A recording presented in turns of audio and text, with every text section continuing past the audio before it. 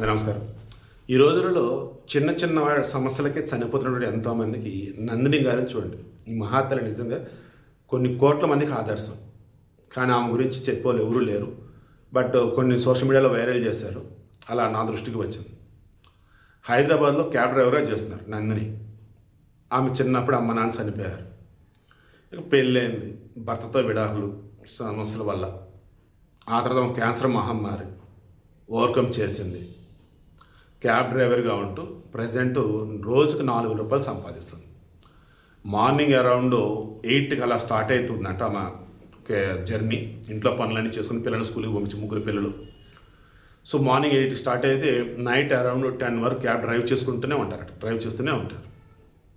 అలా చక్కగా డబ్బు సంపాదించుకొని దాంతో కుటుంబం పోషించుకుంటూ పిల్లలు చదివించుకుంటూ ఉన్నారు.